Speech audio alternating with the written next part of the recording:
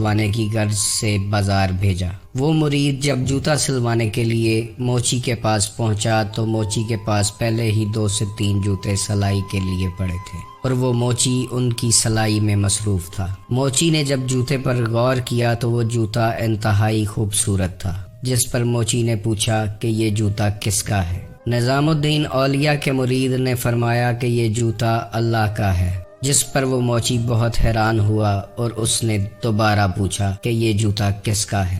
موچی کے بار بار پوچھنے پہ وہ مرید ایک ہی جواب دیتا کہ یہ جوتا رب کا ہے۔ موچی کو لگا کہ یہ انسان بار بار شریعت کے خلاف بات کر رہا ہے۔ چونکہ اس وقت شریعت کا نظام رائج تھا تو اس نے سپاہی کو بلایا اور اس شخص کو گرفتار کروا دیا۔ سپاہی اسے وقت کے قاضی کے پاس لے گیا۔ قاضی نے گرفتاری کی وجہ پوچھی تو سپاہی نے کہا کہ یہ شخص دین کے خلاف بات کرتا ہے اور معمولی سے جوتے کو خدا کا جوتا بتا رہا ہے۔ قاضی نے بھی یہی سوال اس سے پوچھا اور اس نے وہی جواب دیا کہ یہ جوتا خدا کا ہے۔ قاضی نے سوچا کہ شاید یہ انسان پاگل ہے یا اس کا دماغی توازن ٹھیک نہیں ہے، اس کو شاہی محل میں ٹھہرایا جائے اور اس کی خاطر تواضع کی جائے۔ جب یہ اپنے پورے ہوش و حواس میں ہوگا تو اس سے پوچھا جائے گا کہ یہ جوتا کس کا ہے۔ اس رات اس شخص کی خاطر تواضع کی گئی۔ اگلے دن جب وہ شخص سو کر اٹھا اور قاضی سے ملاقات ہوئی تو قاضی نے اسے پوچھا کہ وقت کیا ہوا ہے؟ اس شخص نے صحیح وقت بتایا۔ قاضی نے پوچھا میرے ہاتھ میں کیا ہے؟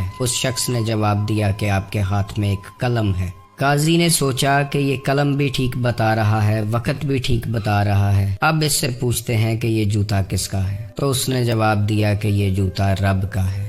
اس وقت نظام الدین اولیاء اپنے مریدوں کے پاس بیٹھے تھے تو اچانک ان کا دل چاہا کہ بازار کی سیر کی جائے۔ وہ بازار میں نکلے تو ایک جگہ پر انہوں نے بھیڑ لگی دیکھی۔ پتہ کرنے پر معلوم ہوا کہ قاضی صاحب کسی الجھے ہوئے کیس کو سلجھانے میں مصروف ہیں۔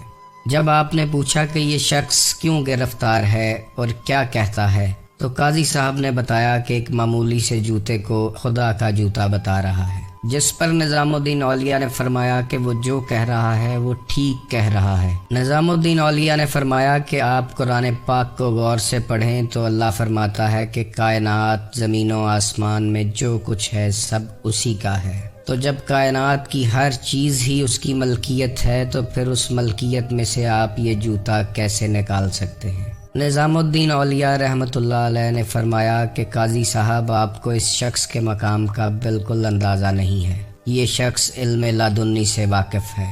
حالت جذب میں اسے جو کچھ بھی نظر آتا ہے وہ اللہ کی ملکیت ہی نظر آتی ہے۔ یہ وہ علم حاصل کر چکا ہے کہ جس کی تلاش میں لوگ جنگل، پہاڑ، ریگستانوں میں بھٹکتے پھرتے ہیں۔ اس کے پاس وہ علم ہے کہ جسے آشکار کرنے کا حکم نہیں ہے۔ یہ وہ خزانہ نایاب ہے کہ جسے چھپا کر رکھا جاتا ہے، نہ ہی یہ علم کتابوں کے ذریعے پڑھایا جاتا ہے۔ یہ وہ علم ہے جو کسب سے نہیں بلکہ عطا سے ملتا ہے، کسی اللہ والے کی نگاہ سے ملتا ہے۔ یہ رازوں کا راز، اسراروں کا اسرار ہے۔ ناظرین، آج اس ویڈیو میں آپ جان لیں گے کہ علم لدنی کیا ہے۔ ویڈیو پسند آئے تو اسے لائک ضرور کیجیے گا، شیئر کیجیے گا اور چینل کو سبسکرائب کیجیے گا تاکہ ہمارا اور آپ کا رابطہ بنا رہے۔ ناظرین، تصوف کا سب سے پیچیدہ اور پر اسرار حصہ علم لدنی ہے۔ یہ وہ خفیہ علم ہے جو تمام انسانی تصورات اور عقل سے بالاتر ہے۔ ناظرین، علم کی اگر ڈیفینیشن کی جائے تو یہ 2 طرح کا ہوتا ہے۔ ایک وہ علم ہے جو مدرسوں، اسکولوں، کالجوں، یونیورسٹیوں سے حاصل ہوتا ہے، اور دوسرا وہ علم ہے جو اللہ کی طرف سے ڈائریکٹلی انسان کے قلب پر اترتا ہے۔ قلب پر نازل ہونے والے اس علم کو پوشیدہ علم یا علم لدنی کہا جاتا ہے۔ اس علم کے بارے میں نبی محترم حضور علیہ الصلاۃ والسلام کا فرمان ہے کہ یہ ایسا علم ہے جو ایک پوشیدہ چیز کی طرح ہے، اسے اللہ کے جاننے والے کے سوا کوئی نہیں سمجھ سکتا۔ ناظرین، یہ علم کتابوں میں درج نہیں ہے اور اگر کوئی لاکھ کتابیں بھی پڑھ لے تو اسے حاصل نہیں ہوگا۔ حضرت ابو ہریرہ رضی اللہ تعالیٰ عنہ کو جو 2 علم حاصل ہوئے تھے، ایک ظاہری تھا اور دوسرا باطنی تھا، اور یہی باطنی علم اولیاء اللہ کے پاس ہوتا ہے، اور اس علم کا حصول مکمل طور پر اللہ کے فضل پر منحصر ہے۔ وہ جسے چاہتا ہے جتنا چاہتا ہے عطا کر دیتا ہے۔ علم لدنی کا ایک قصہ قرآن پاک میں حضرت خضر علیہ السلام اور حضرت موسیٰ علیہ السلام سے بھی ملتا ہے۔ قرآن پاک میں اللہ فرماتا ہے، پھر انہوں نے اپنے بندوں میں سے ایک بندہ پایا جسے ہم نے اپنی طرف سے رحمت عطا کی اور اسے اپنا الہامی علم عطا کیا۔ جس شخص کو بھی یہ علم حاصل ہوتا ہے وہ معرفت الہی تک پہنچ جاتا ہے، اور معرفت الہی کے لیے ہی انسان اس زمین پر بھیجا گیا ہے۔ اس دنیا میں آنے کے بعد اگر تو آپ نے معرفت الہی حاصل کر لی تو آپ نے اپنی اس زندگی کا مقصد پورا کر لیا، اور اگر معرفت الہی حاصل نہ ہوئی تو اس دنیا میں آنا یا نہ آنا ایک برابر ہی ہے۔ جس انسان کو علم لدنی حاصل ہوتا ہے وہ حکمت الہی کے ذریعے اپنے خالق حقیقی تک پہنچ جاتا ہے۔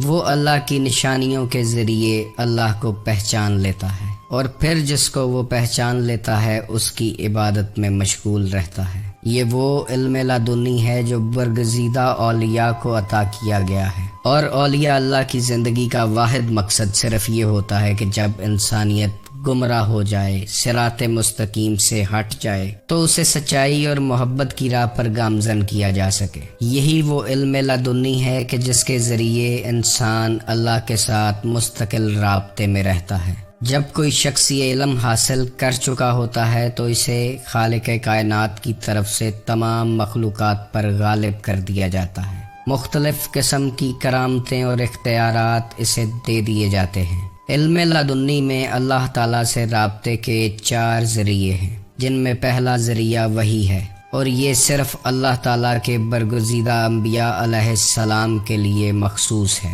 دوسرا ذریعہ الہام ہے۔ یہ پیغمبرانہ خواب کی ایک قسم ہے جو اللہ تعالیٰ کی طرف سے الہام ہوتی ہے۔ انسانیت کے فائدے کے لیے اللہ تعالیٰ کے خاص بندوں پر الہام کے ذریعے پیغامات بھیجے جاتے ہیں۔ تیسرا ذریعہ درج فراست ہے۔ یہ ایک ایسی طاقت ہے جو اولیاء اللہ، متقی اور پرہیزگار لوگوں کو عطا کی جاتی ہے۔ اللہ تعالیٰ کے ساتھ کنیکشن یا رابطے کا جو چوتھا ذریعہ ہے وہ کشف ہے۔ اس کے بارے میں کہا گیا ہے کہ یہ زمین یا آسمان دونوں چیزوں کا پوشیدہ یا خفیہ علم ہے۔ یہ قرآن کریم کی بعض آیات میں پوشیدہ رکھا گیا ہے، اور اس علم کی تشریح صرف وہی لوگ کر سکتے ہیں جو اولیاء اللہ ہیں یا روحانیت کے کسی بڑے مرتبے پر فائز ہیں۔ حضرت داتا گنج بخش رحمۃ اللہ علیہ فرماتے ہیں کہ انسان کی زندگی بغیر کسی روحانی یا الہی علم کے بے ایمانی ہے۔ ناظرین، یہ علم لدنی ایک ایسا نور ہے جو دل کو منور کرتا ہے۔ اس علم کے ذریعے انسان ایسی چیزوں کو سمجھنا شروع کرتا ہے جن کے بارے میں کبھی اس نے سنا تھا لیکن انہیں سمجھ نہیں پایا تھا۔ ایک اور صوفی درویش کا فرمان ہے کہ یہ خاص علم اس سے کبھی حاصل نہیں ہو سکتا جس میں بدعت اور غرور جیسی خصلتیں موجود ہوں۔ اس علم کو حاصل کرنے کے لیے بدعت اور غرور سے انتہائی دور رہنا ضروری ہے۔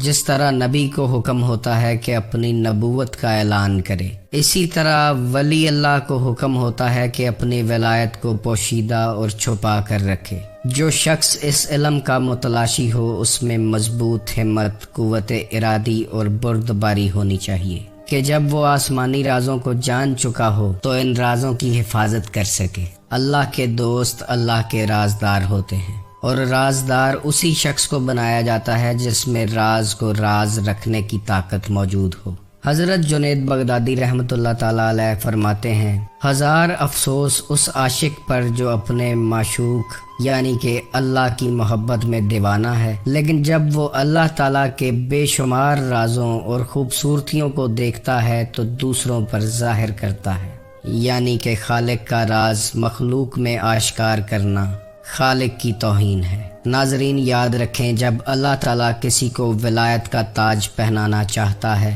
تو سب سے پہلے وہ اس شخص کو الہامی علم عطا کرتا ہے۔ یہ الہامی علم ظاہری اور باطنی علوم کا احاطہ کیے ہوتا ہے۔ امام شافعی رحمۃ اللہ علیہ کا قول ہے کہ اللہ تعالیٰ کسی جاہل کو کبھی دوست نہیں بناتا۔ ایک صوفی اکثر فرمایا کرتے تھے کہ تم نہیں پہنچ سکتے اللہ تک عبادتوں اور ریاضتوں کے ساتھ۔ اللہ کا راز اہل علم کے سینے میں ہے۔ وہ جسے چاہے عطا کر دے۔ تو علم لدنی کی تلاش میں بھی انسان کسی انسان کے پاس ہی پہنچتا ہے، کسی اللہ والے کی صحبت اختیار کرتا ہے۔ حضرت امام بن حنبل سے جب پوچھا گیا کہ انہوں نے حضرت بشر حافی کی شاگردی کیوں اختیار کی، تو اس پر انہوں نے جواب دیا کہ بشر حافی مجھ سے زیادہ اللہ کو جانتا ہے۔ امام اعظم ابو حنیفہ سے پوچھا گیا کہ آپ نے حضرت امام جعفر صادق علیہ السلام کی شاگردی کیوں اختیار کی، تو انہوں نے فرمایا کہ اگر میں 2 سال امام جعفر صادق علیہ السلام کی صحبت میں نہ گزارتا تو ہلاک ہو جاتا۔ انسان عبادت اور ریاضت میں کتنے ہی بلند مرتبے پر کیوں نہ چلا جائے، علم لدنی کے حصول کے لیے اسے کسی نہ کسی ولی اللہ کی صحبت اختیار کرنی پڑے گی۔ علم لدنی روحانیت کو اپنے عروج اور کمال پر پہنچانے کا سفر ہے۔ یہ وہ علم ہے کہ جس میں انسان کی روح روشنیوں میں نہاتی ہے۔ اسی علم کے ذریعے انسان ہزاروں جہانوں میں پرواز کرتا ہے، اللہ تعالیٰ کی صفات کا مظہر بن جاتا ہے۔ ناظرین، حضور علیہ السلام کا فرمان علی شان ہے کہ میں علم کا شہر ہوں اور حضرت علی علیہ السلام اس کا دروازہ ہے، اور شہر میں داخل ہونے کے لیے انسان کی دروازے تک رسائی ضروری ہے۔ اس لیے علم کی خیرات جسے بھی نصیب ہوتی ہے وہ حضرت علی علیہ السلام کے در اقدس سے نصیب ہوتی ہے۔ مدینۃ العلم تک پہنچنے کا سب سے بڑا ذریعہ باب مدینۃ العلم خود ہے۔ حضرت علی علیہ السلام کا ہی فرمان علی شان ہے کہ